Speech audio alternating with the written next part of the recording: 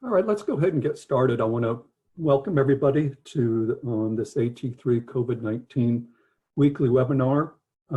Our Thursday calls are meant to be as responsive as possible to what states are experiencing and the kinds of questions they have related to performing their activities during the COVID-19 situation. And last week's topic definitely informed what we're doing this week, which is on video conferencing and project management tools. And before we get started,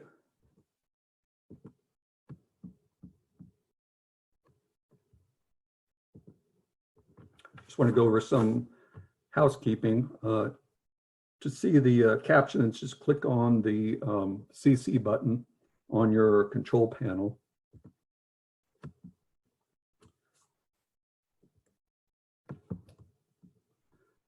And I'm sorry, I'm having trouble advancing the slides.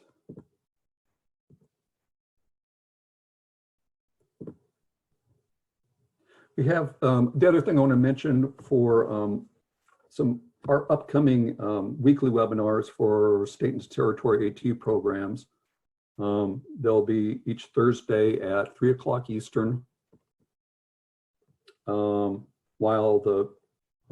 we're still needing to have them. And resources for COVID-19 are on our website and daily resources are also updated as they're known on the AT Center Facebook page almost daily. And then also, there we go. And also make sure if you're not subscribed to the AT News and Tips, then absolutely subscribe, because there are definitely some great resources that are put up. Certainly, it's been weekly or more often on the AT News and Tips. So today, as far as our agenda, the first thing we wanted to touch on was Zoom security issues. Last week, toward the end of last week, you read quite a bit about Zoom bombing and security issues related to Zoom. There's a lot of concern about that. Some states and universities and others have stopped using Zoom. Zoom has done some updates as far as security issues. So we wanted to touch on that, and John Brandt is going to talk about that a little bit. Jesse Wright from West Virginia is going to talk about Microsoft Teams, and that's one program platform that several states were interested in or just started using. And then we're going to also have panelists, Arlene Logo from Connecticut, Angela Stanridge from Texas. Akima Black wasn't able to make it, had something come up, and then Brian Norton from Indiana. And before we get into it, some of the things we're just going to focus on is just how folks have used the platform or application, what the features are that they like, are there features they know of but haven't used, does the application either permit AI captioning or third-party captioning, and then if there's other tools that you're using for video conferencing or program management, let us know. And Amy's going to be monitoring the chat box, so if you have any questions or have anything to add, then make sure you feel free to jump in. And right now, John, I'm going to go ahead and stop sharing, and I'm going to turn it over to John Brandt.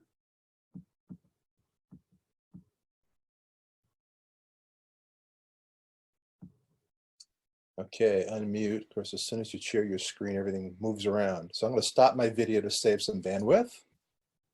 And hopefully you can all see that. So the new word of the week is Zoom bombing. And like we had one more thing to worry about. And so we thought we'd talk about some things you can do to make your Zoom meetings a little bit more safer. I'm going to not go into detail about what Zoom is or how it works, but just assume that you're aware of that it's a video conference platform that's being used way beyond what people had intended to be. So the first thing we have to do is take a deep breath, do it a second time, because it's been a rocky road for everybody, and it's been interesting. So just to give a brief synopsis of what happened over the past, I guess, 2 weeks, and what Zoom bombing is. So I think the term comes from the term photo bombing, which is when somebody intentionally or unintentionally gets into your digital photograph, and it's a whole social media thing. Sometimes it's funny, sometimes it's not funny. What happened with Zoom, I think starting around the middle of March, was an organization was having a happy hour, virtual happy hour for their employees who are working at home. And they had some uninvited guests, and they tweeted about this on a very popular Twitter account. And within minutes, people were saying that happened to them too. It all went literally viral. People started talking about it everywhere. And I suspect, as my father used to say, some young men with swift feet started to take advantage of things and do things because they had too much time on their hand. Soon journalists took notice. It became national news. The pundits started digging deeper and found other issues with security, and things were lighting up all over the country. Next thing you know, there were security warnings posted everywhere, including by the FBI, and wild editorials and lawsuits have prevailed. So it's been a rocky road for this otherwise a simple little application. In all fairness, the Zoom technology people did respond, and they published information almost immediately reminding people about the things they could do with their settings. I think it's clearly a case where there were literally hundreds of millions of people who were starting to use this application overnight who probably didn't even know there were settings and assumed it could do just about anything. And so Zoom quickly urged people not to promote Zoom meetings like they were open houses or block parties, which was a major part of the problem. They went right ahead and fixed the minor security holes and have released at least 3 updates since that time, and are continuing to update on a regular basis. And they hired the world's leading expert on security to oversee their operations in that area, and put all their new development work into focusing on security and not on new features. So here are 5 things that you can simply do to make your Zoom presence better and safer.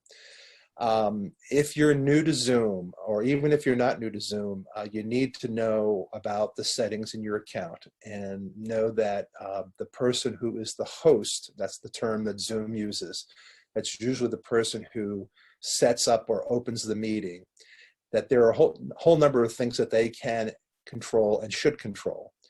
By default, I like to talk about Zoom being sort of like the virtual meeting space. You know, everybody sits around the table. There's the whiteboard in the front of the room.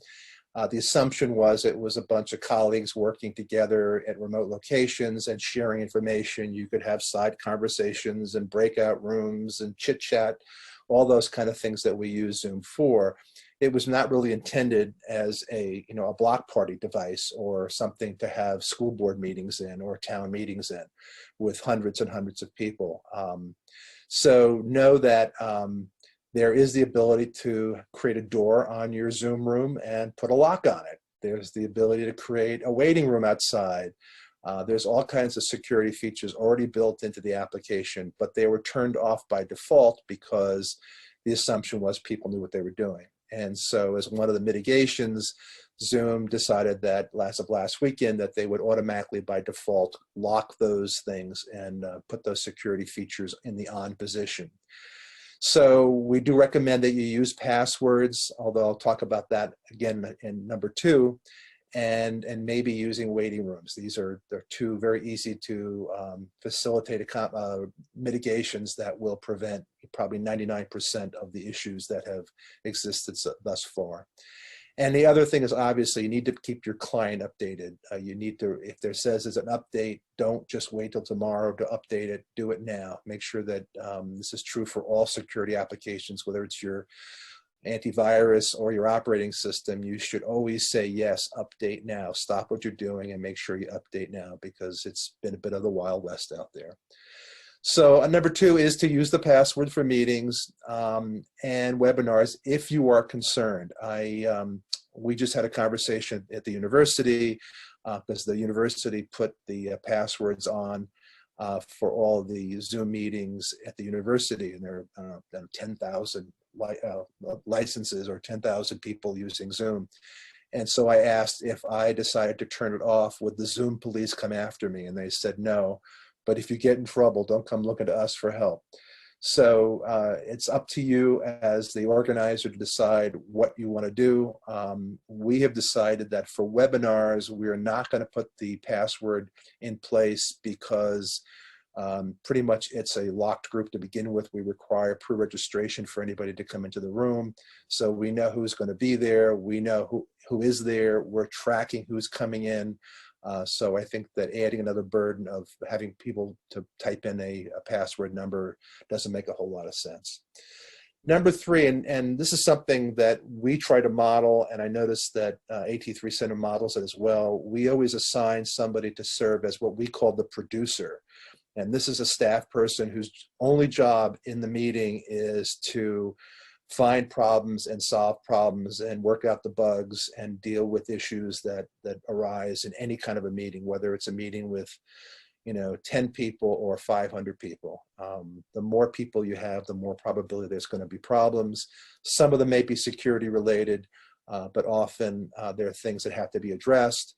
And so if you're trying to do the presentation and you're trying to be the moderator of the meeting, it's not possible to be watching all those things in the background. So the producer also manages who is in the audience. We do a kind of a roll call because we're collecting the data for our training purposes. So one of the things that the producer is doing is tracking who's in the room compared to who was supposed to be in the room. You need to know that in the Zoom webinar platform, which is a little bit different from the Zoom meeting platform, there are some things that only the host can do during the presentation. And so you have to raise this producer up to the first level of panelist and then give them co-host status in the Zoom room so that they can turn some of these things on and off. You can also create for both Zoom meeting and Zoom webinar the ability to have a co-host role, in which case you can share those responsibilities. 4th item that you should do is avoid something called personal meeting ID. And this was something that Zoom actually advertised as a feature. Thought it was a great idea where you could assign a permanent URL to your room. They suggested that you use your office telephone number as the code number. That way people would always know if they went to 207-622, whatever it would be, that would be John Brandt's room. And so it became kind of the go-to place. Obviously that number becomes public and hence increases the probability that somebody will bomb your meeting. And then the last piece of advice is don't have open meetings. This is not an application that was designed to broadcast to large numbers of people in the meeting format. It was not really designed to have this kind of open session where everybody can talk.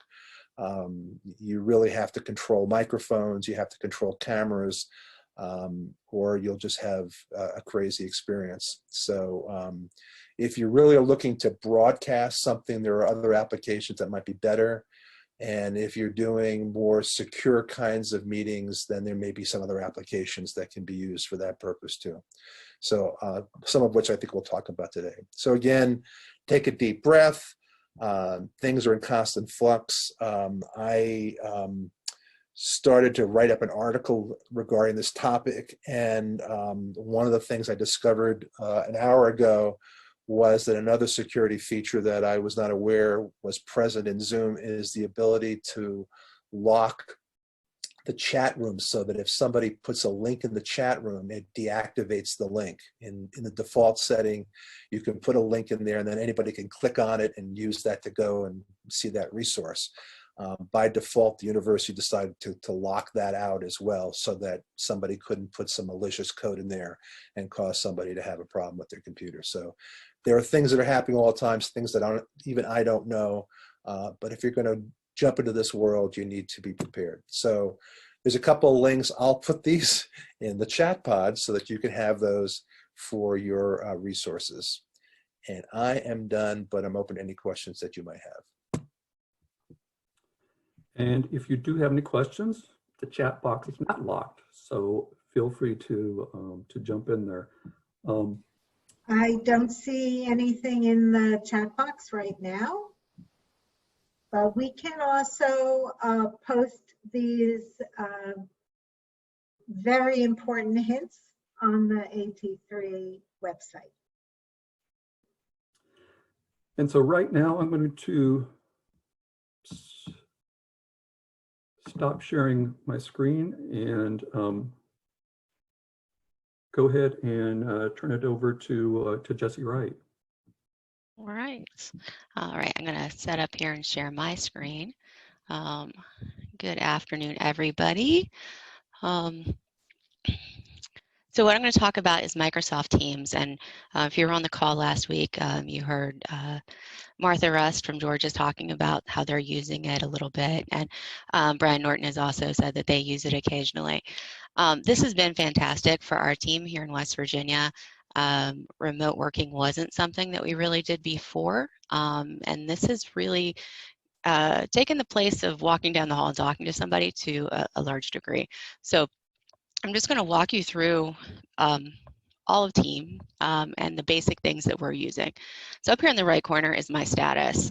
Right now I'm busy, I'm in a meeting. So this has been great for us in seeing when somebody is available to talk and when they're not available. So it's essentially the same thing as walking down the hallway, and if their door is shut, they're not available. If their door is open, you're welcome to start up a chat with them. So that has been super wonderful for us. And then also as a manager, it's great just to know that, you know, if you're not available during some of these times, you should be. So what's going on? So that's been fantastic as well. Over here in the left-hand toolbar, so I'm running mine off of Office 365. It looks a little different if you download it to the desktop. So we have our activities. So this will show you everything that's been going on, anything I've been alerted to.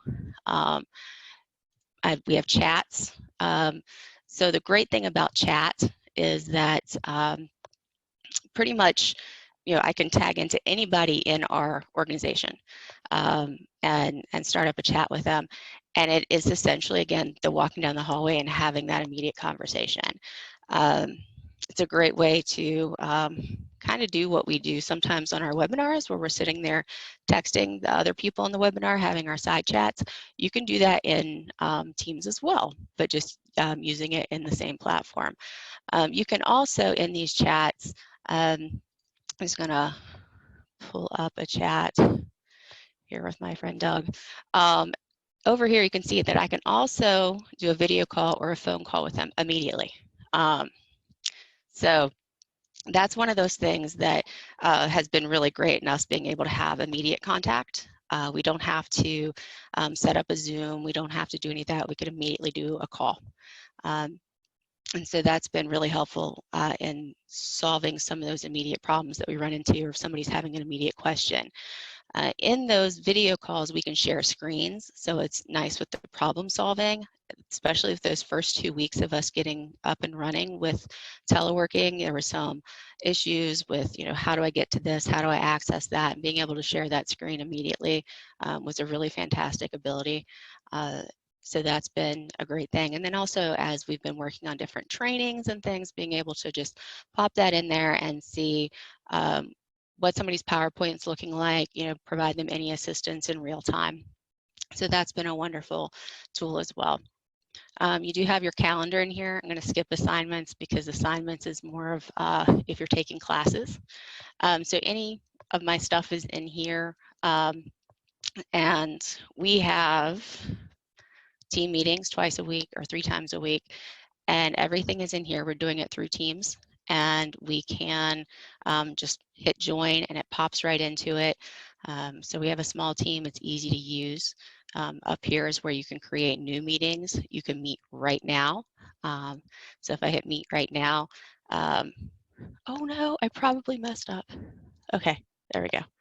I can tune in to anybody that I wanted to meet with if they're available. So I'm going to go back to the team. Okay, so WebEx is our team, and you can change the little pictures on it as you want to. We have a tent because we're social distancing, so it's kind of like camping. So I'm going to go into our team training module that I've been using. Well, let me get back out of that real quick. Over here is where you join or create a team, and that's up here on the right-hand side. And when you're joining or creating a team, I'm going to go with create a team. There's some different options. The one that we have found that works best for us is staff. We're not a class. The professional learning community is more about educators who are working on things, and then the other, it says, club study groups. So staff is the one that is, pretty much the best option to go for what we're working with. We can add anyone to our team that we want to, and there's a lot of really amazing tools that you can add to this. Okay, so when you first open it up, you're going to have a general bar, and all of these things up here are the things that come up with general. So you can do posts. Anything that has been going on in the basic team is going to be in here in the posts. You can also add files. This has been great for our staff because as we're working on things, we do a monthly newsletter. All the files are going into the files folder. And as we're editing it, we go through almost the entire team to edit. It's all right there, easy to access. We're also doing some grant writing, so that's been super easy for people to throw in their parts into the files and have easy access to it. In our office, we have a designated server that we use, and now the only way to access that is through remote access to our desktop, which works sometimes. But sometimes it's either really slow or it doesn't work at all. So this has been a great place for us to be able to do this outside of the remote access. It's made things a lot easier. In the staff notebook, you can just write general notes to pretty much anything. It's not going to load very quickly. So with our grant writing, I put in our staff notebook exactly how I want things laid out, how I want things cited, and just different tidbits that people can then just pop right into that and look at. Now over here next to general, I also have some other options, and these are channels that I created. General is a channel that it will always be there. That's the one that comes up initially, so you have immediate access to it. I created channels, you base them on projects. So this is a great project management tool, not just a communication tool and a group meeting tool, but a great project management tool. So we'll start with accessible documents. So if we were trying to coordinate an accessible document training, this is something we already have done, so it's easy for me to just kind of put it together for this. Anything that we've discussed on accessible documents will be in this channel's posts. These will appear here. And so if I'm wondering if anybody's added anything new to accessible documents, if anybody has any questions about anything we're doing in there, this is where they would post that for the whole team who is involved in accessible documents. This is also where we would put the files that go with that task. So everything's in one place, it's easily sorted. Again, we can do notes just like this, the notebook. Right here, accessible documents, is the planner portion of Teams. So it's a separate app in Office 365, but you can bring it into Teams. And that's just by hitting this little plus sign up here in the side. And your apps are going to show up, and this is Planner. So I'm going to show you a little bit how we use Planner. So for example, if we're trying to get this accessible document training up and running, we make our to-do lists, and then we create buckets, and that's what these are in each section. So the announcement and promotion, that's a bucket. The presentation and training, that's a bucket. And then everything under those are to-do tasks. When we open up one of these tasks, you'll see it'll tell you what bucket it's in. You say if you've started it or not, if it's completed, so you can track the progress on things. You prioritize it. The start dates and due dates. This has been fantastic in grant writing, so that everybody knows when to get their stuff in. And it's just much easier than constantly trying to grab people and figure it out. They can put notes about the task if they're having any issues, or if they just want to throw a note in there about whatever they've collected or found out about it. Jessie, Yes. are you willing to take a question? Yes, I am.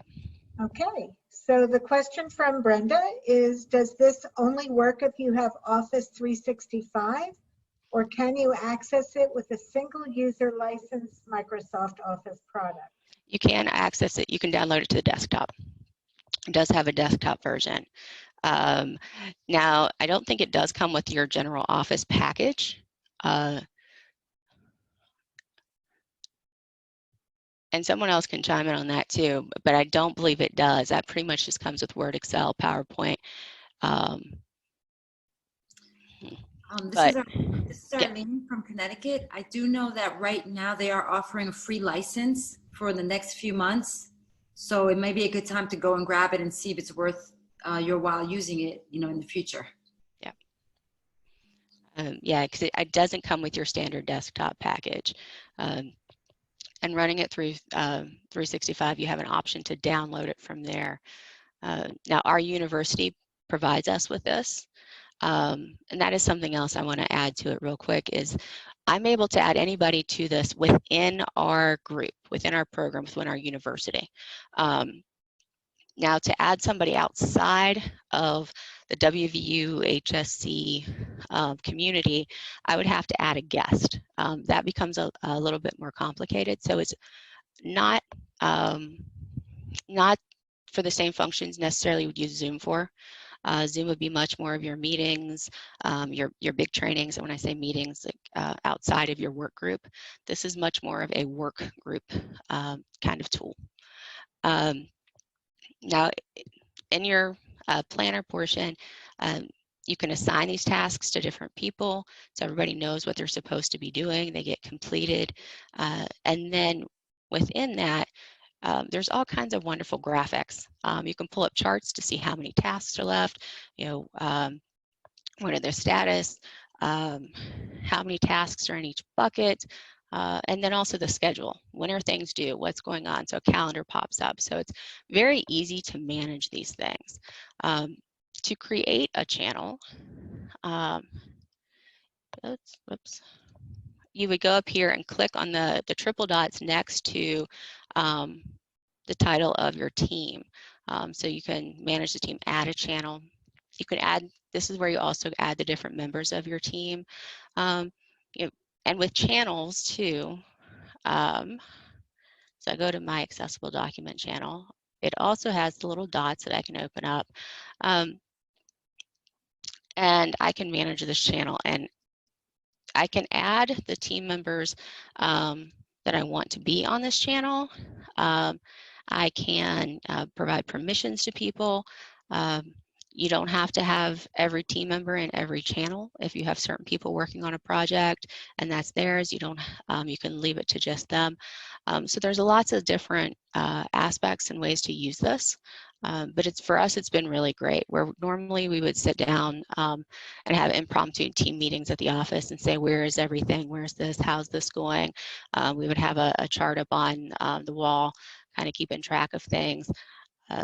We're not meeting every day, and we can't have just impromptu meetings necessarily for the whole group. So this has been great for us all just to be able to refer back to, know what's going on, know what's expected of us, know when things need to be done, because we are in a crazy time. We can have a meeting and we can all say this is supposed to be done here and this is when this is due, and I need this from you. And as much stuff as we have coming in through our inboxes and things that are popping up and fires to put out, we have it all right here. We know everybody has the same information. It's not like people took notes and then they didn't quite get it right. It is here, and you're accountable for it. So it's been a great way for us to also have accountability. And it's so far our team is working really, really well with it. So let's see, is there anything else that really want to go over? That's the basics of it and how we're using it. The chat feature, like I said, has been essential for us. The only thing that really stinks is I don't get my steps in when I go to chat with someone. Now I just hit a button and chat instead of walking down the hall. But we can get instantaneous responses. This also has an app for iPhones and Android. So even if you're on the go, like this morning I had to run into the office and do something, I can still get all the alerts from the chats on my team so that I can answer immediately if they need me. So in reality, we did have a question. Can you show how to add people to a single channel? Let me make sure I've got it. Let me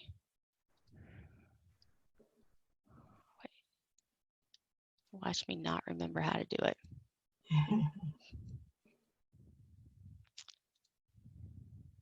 Nope, that's not it. I did it the other day.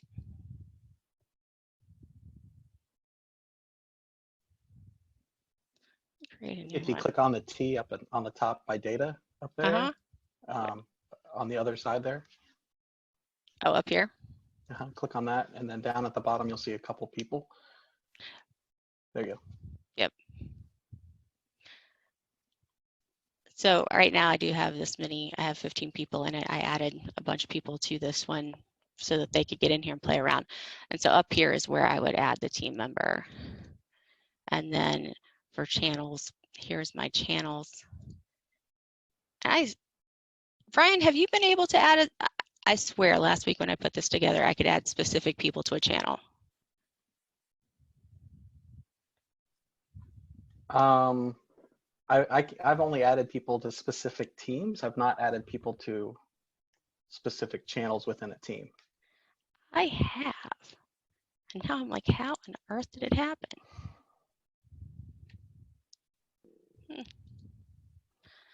I'll figure it out and get back to you. Yeah. We do have some other questions in queue. So we have a question if MS Teams is accessible for use with a screen reader. As far as we have used it, yes. Now, are we using all of the intricate features of it? No. For the basic use, though, we have made sure that it's accessible for the basic features. Okay, and there was another question about whether there's a video conference feature built into Teams. So yes, let me just go back into my general. It's more of a, you wouldn't do a training from here, but you would do a meeting. So I could do a new meeting from here. I title my meeting and then I can add whoever I want to add in here. And it immediately pops up with lists of people from my organization. And when it's just kind of like Zoom, you enter all your information and then you hit send and they all get the invite to it. It shows up on your calendar, and when that date and time arrive, there's a join button right on your calendar and it pops you right into the meeting. Now, we have tried this with large groups, and I'm talking like about 70. That was very challenging on this. I would recommend Zoom for something that big. It's just, it created chaos. So I would say if you're having a small group meeting, a team meeting, definitely. If you're having an organizational meeting, you need to go with a bigger platform. Great, thank you. There is a comment that, thanks Danny Hasley, I've successfully used VoiceOver with the desktop and mobile applications with Apple devices. And Danny would know. Thanks, Danny. Yeah, George is using it, so yeah, you would be using it down there. Yeah, we try very hard to make sure that we are being fully accessible when we're trying things out. And so far, like I said, this one is great. And it's free to us. If you have Office 365, it's free. So there's no extra charges to it. It makes it a lot easier for our staff to get in and out of. They didn't have to download anything new. They're running it straight from their web browsers. So in that sense, it has been a really fantastic tool for us. There are other things that you can get into and add into it. You can also, so if I had a meeting in here, I can record that meeting.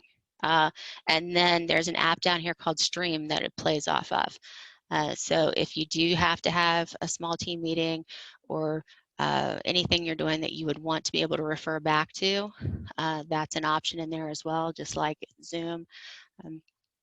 So this is, for us, this has been an amazing tool. The great thing about Microsoft is they're continuously adding new things and new tools.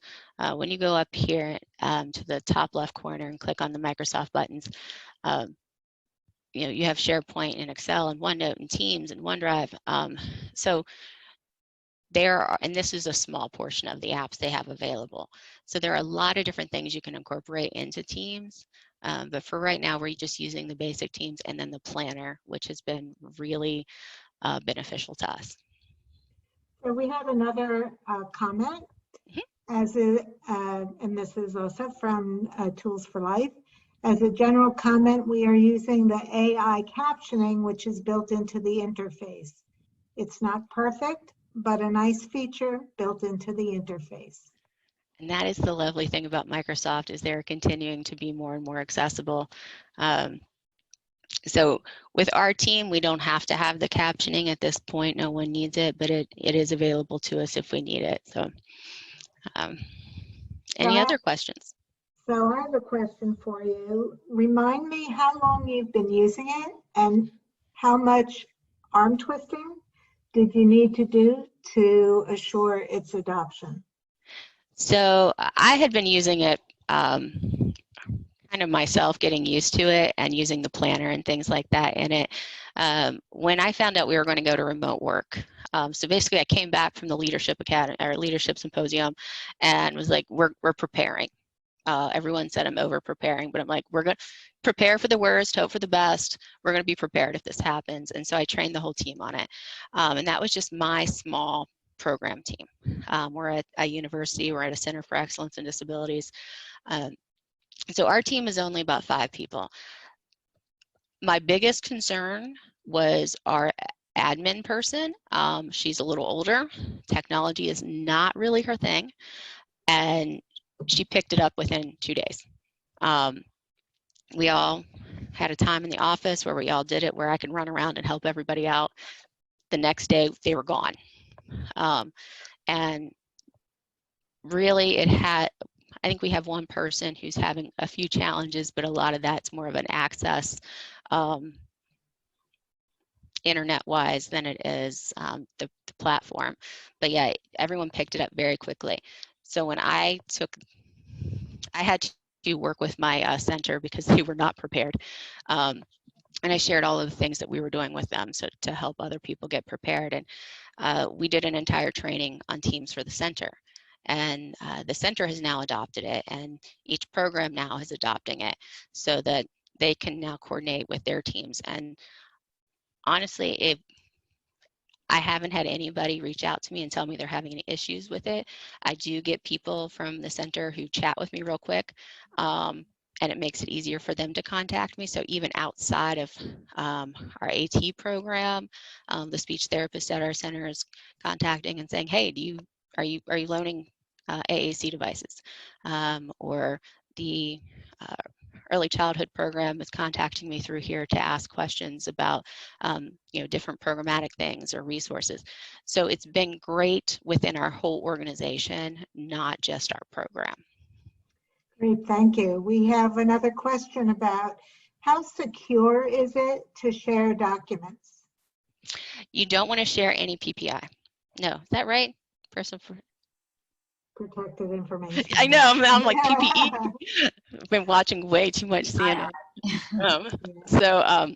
Yeah, anything, it is not HIPAA secure. You do not want to put any personal medical information, any of that stuff on here. Our university would probably fire me for doing that. With that stuff, that's why we still have remote access to our desktops. So it is not secure for those kinds of things. Well, that's great. And Marty, why don't we let Jess take a break and turn it over to your other panelists?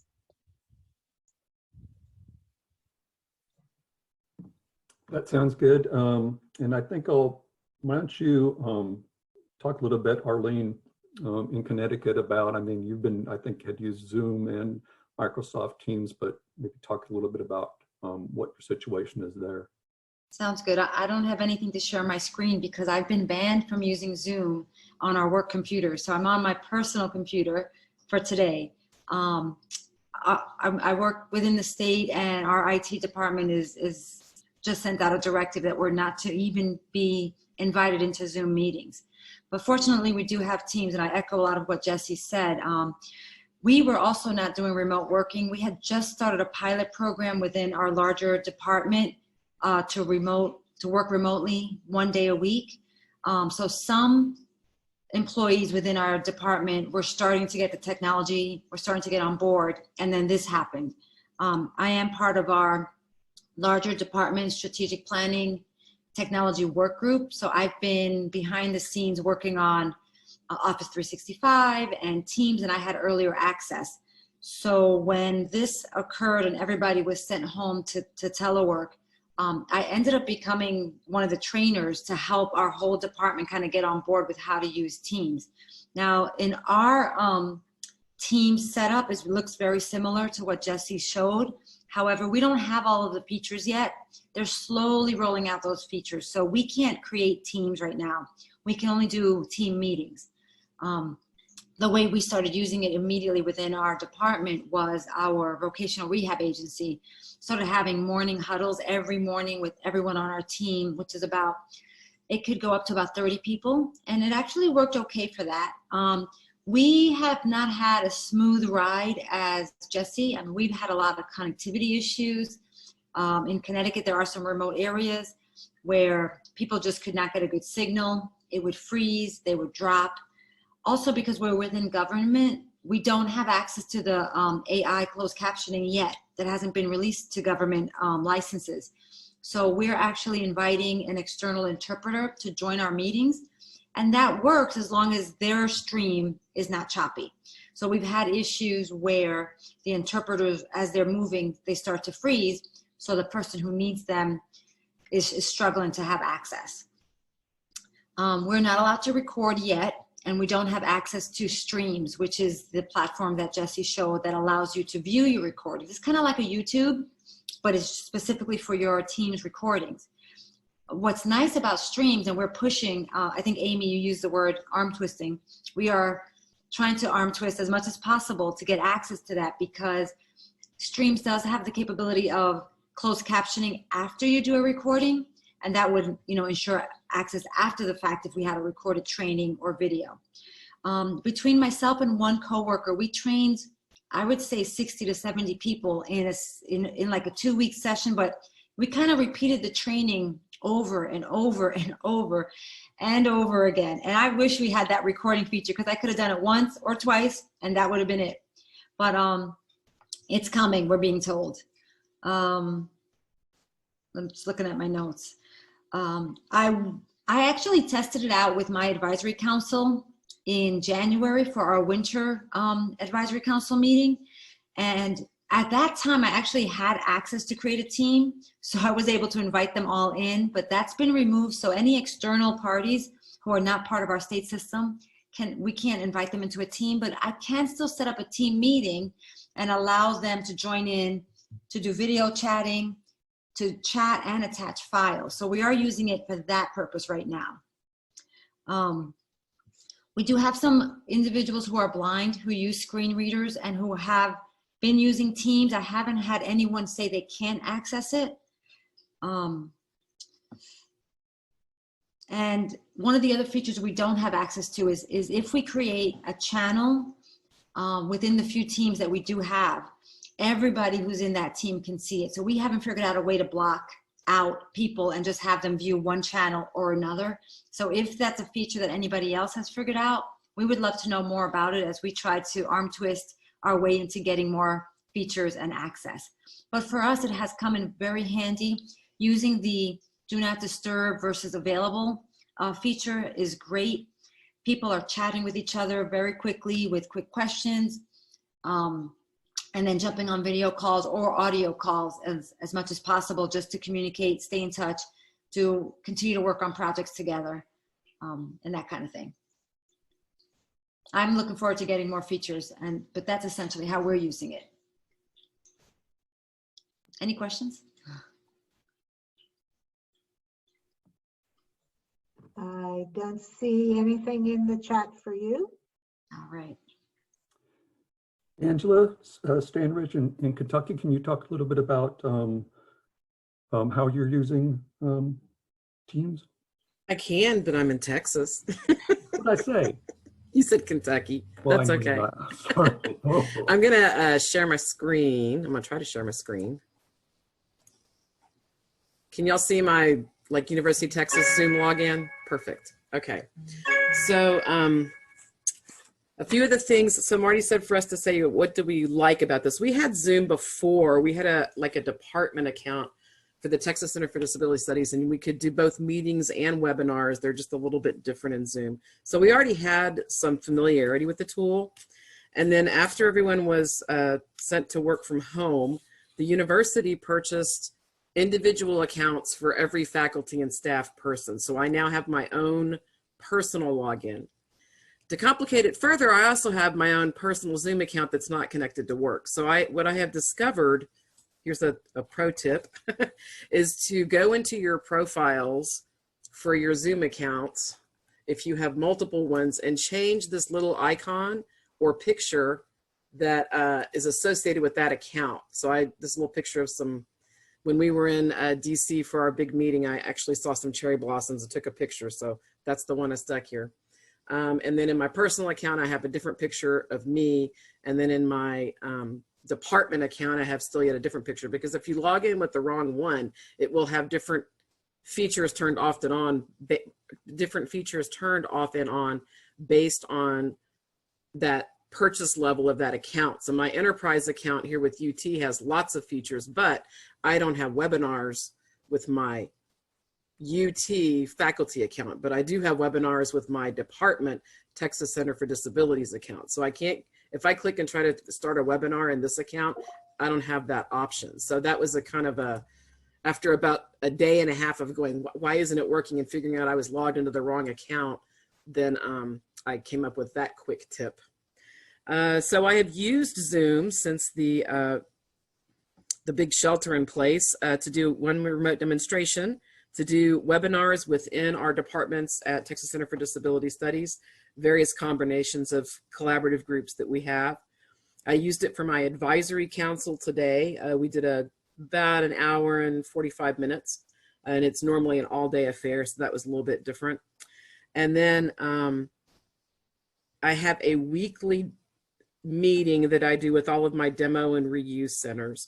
So to just connect with them, I make that like about 30 minutes, maybe an hour, and I kind of share state updates on the COVID response, any new resources I have, and then I usually give them a tech tip of some kind that I think they can use with the clients and consumers that they're still connecting with. So like this last time I did like 5 things to remember when you do an accessible Word document. So, and probably next time I'll do the same thing, but for PDF. So it's not an intense commitment for them. I do record it and they can go back and view it later as well.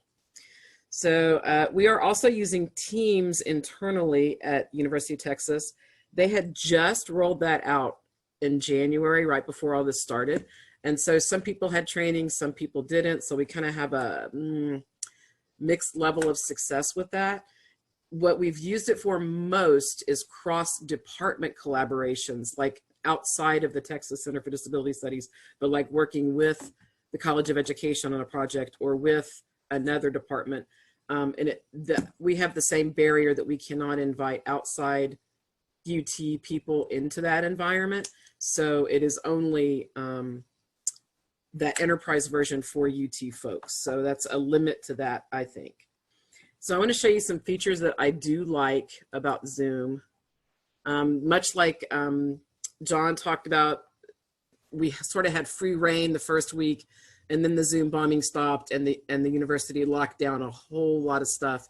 And I assume, well, I know that at their enterprise level, the main administration level, they put in some features that we just can't change. It's the way it is. So I made a little test meeting here to show you a couple of these features.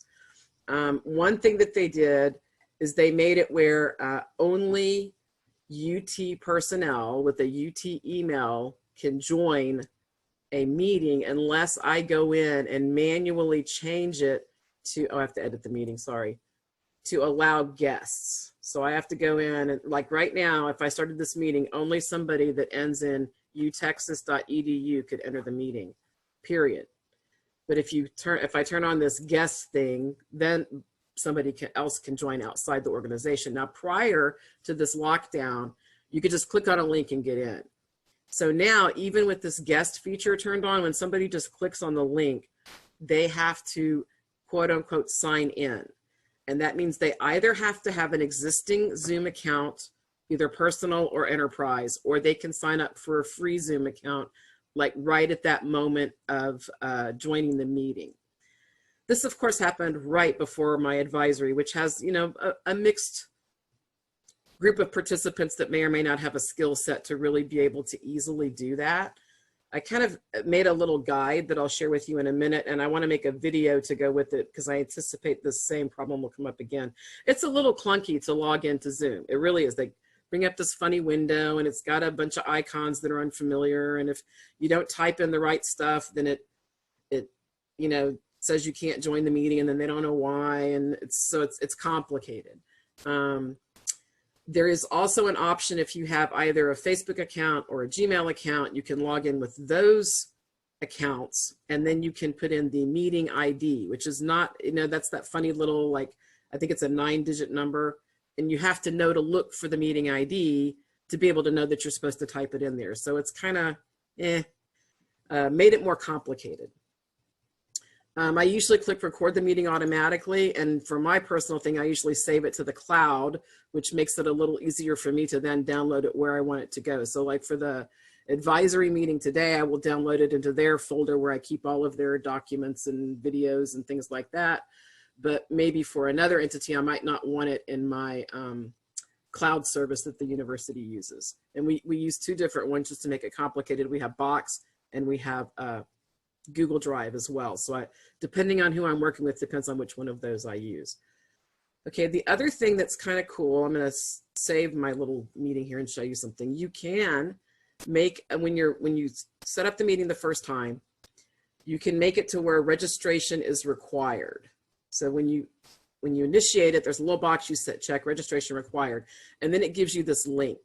So you send this one link out instead of that invitation that has all the complicated phone numbers and whatnot, which is a little bit confusing for some folks. They just get this link and it says click here to register, and then they put in some parameters that you're going to set, and I'll show you where you set those in a minute. So then after they're registered, they get a second email that says you've registered for blah blah blah, and that's where it has all the detailed information about the meeting. And then there's a link right there to add to their calendar if they want, which tends to make it a little bit easier. The other benefit of doing it this way is that sign-in piece is not quite as complicated if they're registered. The other really cool thing, if you have them register even for a meeting, not just the webinar, it gives you this option down here with some additional settings for registration. So as you get attendees, for one thing, you'll see this number here, and then you'll be able to view who your actual registrants are, which may be helpful depending on the kind of meeting you have. And then I'm going to click this little edit button right here. And these are some parameters you can set up for the registration. Is it going to automatically approve people, or do they have to send you an email first where you approve it or not? I've never done the manual thing. Usually I just want people to go into the meeting. I can get a notification when someone registers or not. I don't need any more email. I don't usually click that. But these two buttons right here are really cool. So you can have them answer questions before the registration is complete with their full name, which means when they sign in, it'll actually have their real name in the guest list. And a lot of times when you're doing a webinar, if somebody doesn't put their real name or they're dialing with their phone number or whatever, then you don't know really who's in your class. But then if you see the real name, it's helpful. You can collect this data or not, but if I think John mentioned too that they are using it for registration data, this is where you can get a lot of that up front right there, and then you're not having to go back and try and get it later or have them register somewhere else. And so this is the default questions, right? Then there's this custom question option, and this can be anything you want. And I do a couple of things with this. This is where I ask, do you need any accessibility supports or modifications for this webinar? So then I find out if somebody's going to need a sign language interpreter or whatever else. If they don't request formal captioning, a lot of times I'll just use the AI that's built into Zoom. But if I get a formal captioning request, then I usually use a third party. I've done that 2 different ways. One is where the captioner is invited into the meeting and assigned the role of captioner. And then when they type, it goes into the captions. And the other one is where they use a third-party app. I believe it was called Cap App. There's advantages to each one of them. So if you do it integrated into Zoom and you're recording, then that captioning will always be there no matter who's watching it. If you do the separate app, it's sometimes easier for participants to have the screen with the video and then have their captioning on a different gadget or device. So again, pluses and minuses to both. There is a way to link the app captioning to your recorded Zoom video, but it's not smooth. Anyway, and then you can also ask any pre-questions you might want to ask about your webinar for planning purposes. So for example, with my demo centers, I wanted to find out how many of them were actually still in the office, how many of them were in the office, kind of in the office, how many of them were completely at home. So I kind of got a range. I have 16 different demo centers because Texas is so big. So I got a range of where all those services were as far as provision without having to necessarily take time during that demo meeting to, you ask a question and nobody answers it, and you do a poll and maybe 50% of the people answer the poll. So it's a way to get that information up front. Then you save those questions, and when they click that register button, they have to answer those questions before they can finalize the registration. You can also put your branding in there if that's a big deal, your logo and whatnot. This is where the email replies will be sent to. And then you can also create a poll to go, any polls you use in Zoom, you need to create ahead of time. It's very difficult to do it during the webinar. And then when you're in the webinar, all the polls you've created will be listed, and you just click on open the poll and it'll show up on their screen. You can't really see it the way they see it. You just see the way you see the answers accumulating in the poll, and then you can share the poll results with the participants. That's one sort of kind of cheesy way to keep people engaged when they're sitting and listening. Okay, let's see if I answered all of Marty's questions here. Let me check my notes real quick. Like the registration, the challenge that I'm having with Zoom is all the security protocols, and every day the university puts a new one in. That feature that John talked about where it locks down where you can't click on a URL, there used to also be a way where you could actually put HTML text in your chat window if you wanted to have some kind of specific formatting. You can't do that anymore either. You really have to have a facilitator now to be able to run Zoom. It's very hard to do it by yourself if you have more than just a few people, because you have to manage all of these new features. There are different features in Webinar and Zoom. I think John talked about that. You can lock your meeting and then nobody can get in. If somebody really needs captioning, you really should use a third-party captioner. And it's gone seamlessly every time I've done that. That's not usually a problem. I personally have not used an interpreter because there's not been a request for one, but I've been in a meeting with one.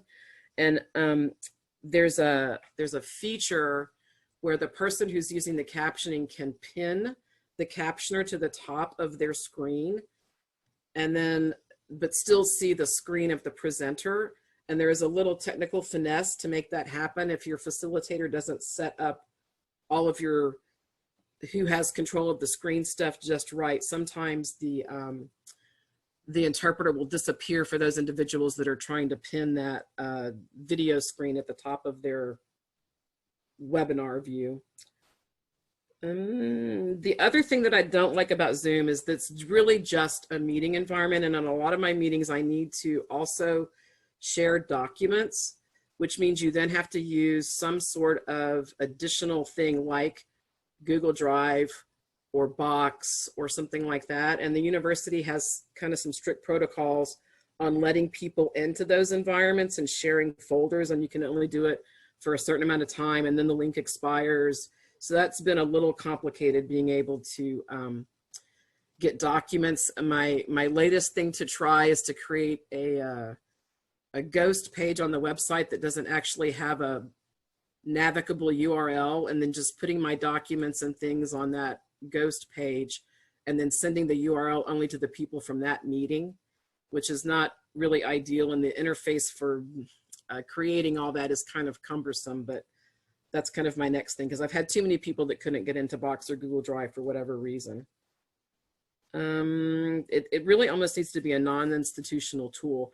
We do have access to Canvas at UT, and you can let outside people into your Canvas courses, which will integrate with Zoom. But the problem with that is that you have to have a university ID to do it, and anybody can request a university ID, but it's kind of, again, one more complicated step. So I don't have a good solution for that.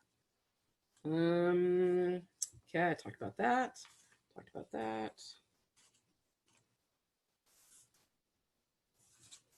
I have one other thing to share that was a kind of an aha, or a good tool somebody else had shared with me that isn't necessarily connected to this specifically, but I have a Google-based phone, and I'm sure that Apple has the equivalent to this.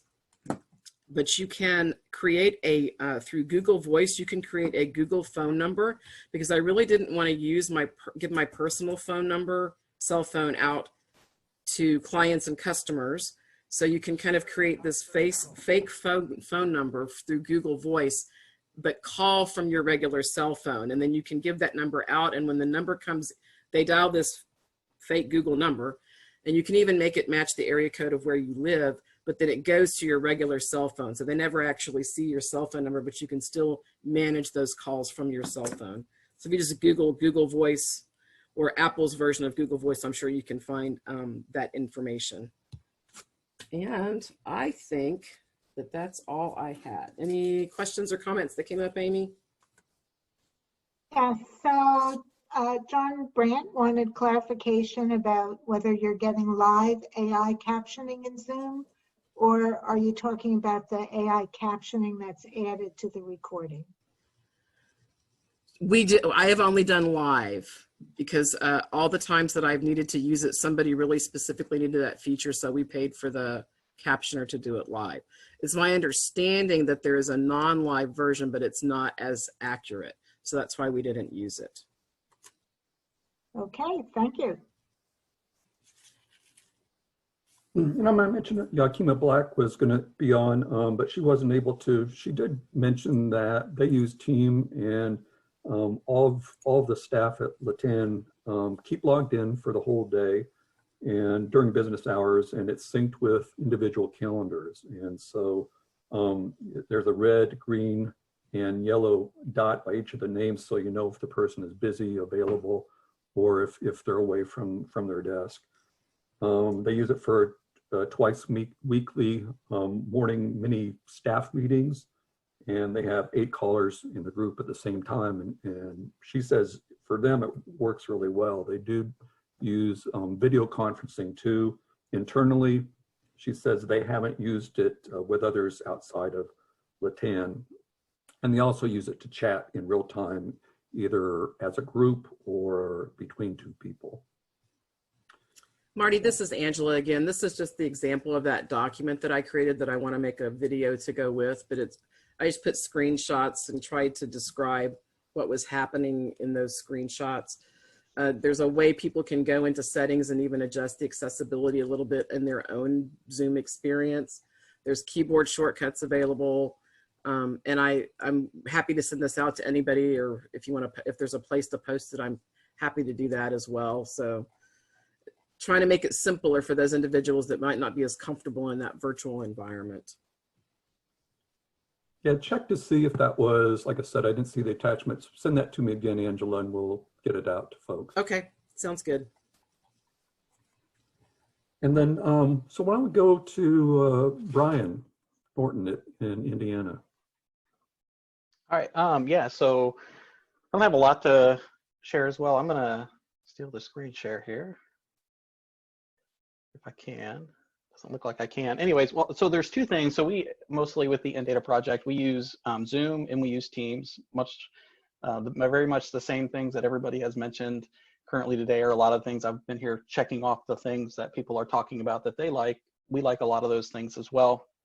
Two things that weren't mentioned is one thing that I love about Zoom is that you can integrate it into other applications. So even within Teams, you can integrate it directly into Teams. So if you go to where they were showing where you can add different apps in, where Stream was and those kinds of things, you can add in Zoom as an option in there. So, and then the other one, I'll bring this up here. This is it.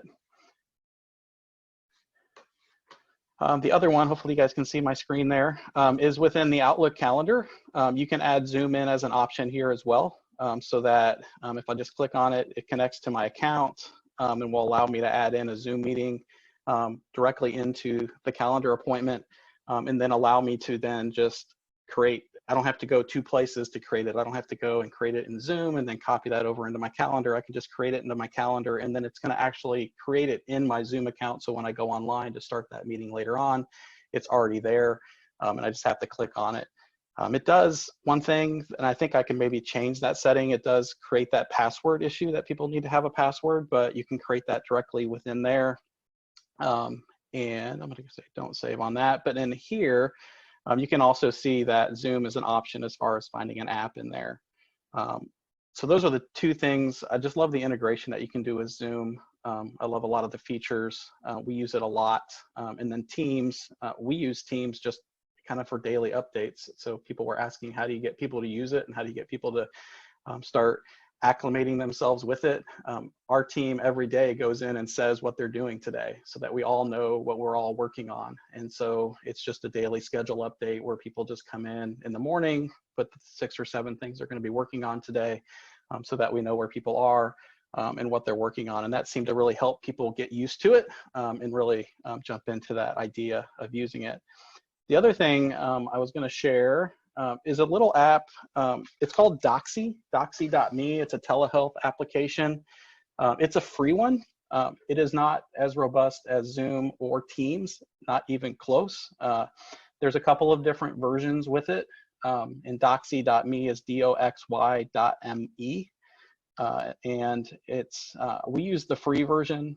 You can pay for the version, but all the really advanced features that you get with the pay version, we already get with Zoom and some other things. But if you're thinking about just needing a simple interface where you're not having to do a lot of extra things, doxy.me might be something to look into. It's a little bit like Skype or FaceTime. There aren't any recordings. You can't screen share. You can't screen capture. It's very limited in what it can do. It's really just for face-to-face communication. A lot of people, a lot of doctors' offices and places like that use it for patient visits. What I do like about it, it's available on all platforms. So you can use it on your phone, you can use it on your computer, web browser, those types of places. It is HIPAA compliant. So if you're thinking about privacy for patients, something to consider, they'll sign a BAA with you, a business associate agreement with you to be able to ensure HIPAA compliancy there. Things that I do know about it, there are some accessibility issues. And so that's why that's way down the list of the things that we would ever try with somebody. They're working on it. They say they're working on it.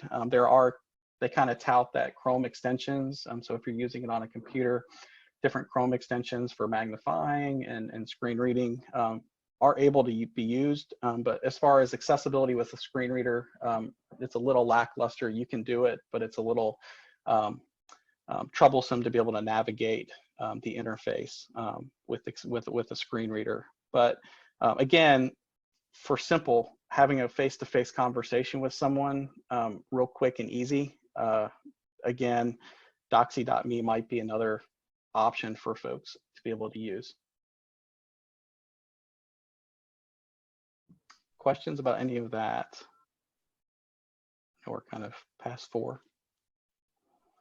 I don't think we have any. No questions have come in. All right. Thanks a lot, Brian. Mm-hmm. I just want to mention a couple of things that will be coming up as far as AT3, and one of them is very new. So I want to mention that it'll be up on our website and also be sending out mention to the AT3 list, and that's on the 15th next week. We'll have a demo loan COP, and you see there's 2 demo loan COPs for next week, but the one on the 15th is new, and it's going to be a presentation by Teltext. And Teltext is managing a couple of the state AT programs, tablet loan programs. So that might be an option for states that they might want to look at. And then they're also going to be talking about their smart home solutions, smart home systems that several states have demonstration setups for. And then the one other thing I want to mention is next week's COVID-19 webinar on Thursday is going to be with Justine Shorter. And she is the Disaster Protection Advisor with NDRN. And if you've noticed, there's been obviously a lot of issues with people with disabilities, from everything from medical rationing to education issues, transportation issues. And so she's going to talk a little bit about what she's seen and what the P&As have seen on the ground in terms of what's been happening with is related to COVID-19 issues. And anything else that you want to point out, Amy? I just added to the comments about 2 other options. One is WebEx, which is usually a fairly expensive product, but they're offering it for free for the remainder of 2020. And there's another product that I never heard of before.